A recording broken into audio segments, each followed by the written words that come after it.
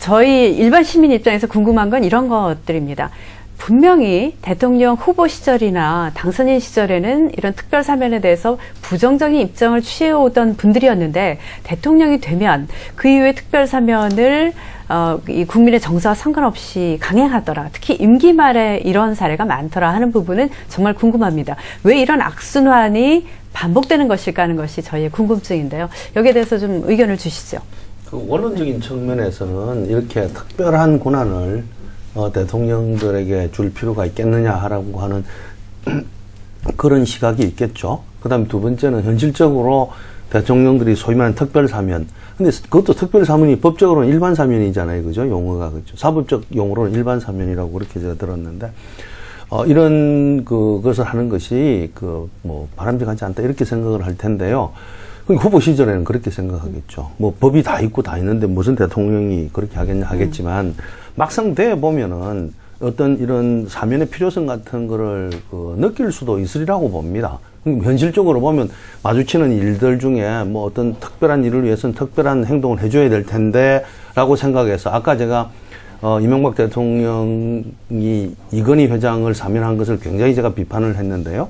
나름대로 정부에서 그것이 그때 가장 중요한 하나의 요소였다고 판단할 수도 있을 거예요. 그리고 그런 필요성들이 생길 겁니다. 그러나 그렇다고 해서 아무렇게나 사면하라 이런 거는 아니거든요.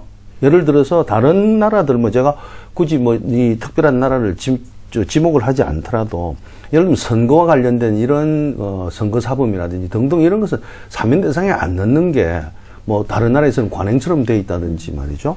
박상철 교수가 잘 지적했습니다만 국회가 별도의 역할을 해서 대통령이 혹시 무분별하게 사면권을 행사하면은 이 제재를 가하는 것도 있고요. 또 우리도 사법부에서 사면위원회가 있잖아요. 사면위원회가 있어서 등등 할 수 있는데 그런 것들이 작동이 안 된다는 게 사실은 문제고 더 중요한 것은 국민들이 그때그때 넘어가 주는 것도 또 문제인데요. 여러 가지 방법을 통해서 어떻게 하면 이렇게 헌법이 대통령에게 잘 쓰라고 준 권한을 그야말로 대통령이 잘 쓸 수 있도록 할 것인가. 그 해결책에 대해서 좀 고민을 해봐야 되지 않겠나 이렇게 보여집니다. 네. 국민이 안 넘어가면 방법이 없지 않습니까? 촛불 하죠. 그가 촛불을 못 하는 거겠죠? 그러니까 이런 게 이제 퇴임하는 대통령이 이런 일을 했을 경우에는 결국 이제 정당이 책임을 지는 수밖에 없는 거죠. 그러니까 그분이 속해 있는 정당이 책임을 지는 게 책임 정치의 원칙이니까 이제 아까 우리 박사님 말씀처럼 뭔가 이렇게 인식들도 진화되고 있기 때문에 이런 것들도 이제 정당을 평가할 때 이러저런 소재로 작용할 것 같고요. 그렇게 보면 제가 아까 박근혜 당선인의 의중이 중요하다는 말씀은 국민보다 그게 더 중요하다는 뜻을 말씀드린 건 아닌데 제가 드리고 싶었던 거는 결국 정당이 이런 문제에 대해서도 목소리를 냈으면 좋겠다. 특히 여당의 경우에 안 하는 게 좋겠습니다라고 해주면 그렇게 해서 또 여론을 수렴하는 절차를 거쳐서 안 하게 되는 거니까 모양을 그렇게 만들어갔으면 좋겠는데 저는 상당히 잘 기획되어 있다는 느낌을 받습니다. 왜냐하면 이걸 사전에 흘렸고 또 제가 여의도에서 들어보면 야당 쪽 인사들도 끼워넣기로 지금 계속 넣는다는 거예요. 1+1이라 그래서 야당 쪽 인사들도 기대를 갖게 만들고 있고 이게 저는 상당히 조직적으로 기획된 이 사면을 하려고 한다. 그런 느낌이 있어서 할 것 같다는 생각을 하는데 그러면 더더욱 이건 악성인 거죠. 저는 이런 점에서 보면 매우 나쁜 짓이죠. 분명하게 이거는 선을 그어줘야 된다고 생각합니다. 근데 이게 제가 아까 포드 대통령 잠깐 얘기하지 않았습니까? 포드 대통령이 닉슨 아시는 것처럼 워터게이트 스캔들 닉슨이 탄핵을 당하기 전에 사임하게 되죠. 그러나 형사적으로 처벌을 받을 처지가 됐는데 닉슨에 의해서 대통령이 된 포드가 닉슨을 사면을 합니다. 근데 지금 정당 얘기 참 잘했습니다. 이 미국 국민이 미국은 중임제 아닙니까? 그러니까 다음 선거에서 포드를 사정없이 재단을 한 거죠. 카트가 된 거예요. 카트 아무도 몰랐습니다.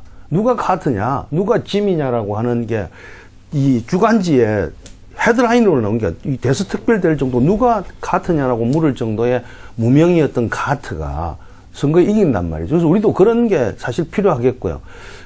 이철희 소장께서 얘기하는 중에 아마 제가 잘못 알고 있는지 아니면 이 소장이 조금 잘못 알고 있는지 잘 모르겠는데 여당하고 박근혜 당선인이 이미 공개적으로 안 된다라고 얘기한 걸로 저는 알고 있습니다. 지금 새누리당이 공개적으로 안 된다.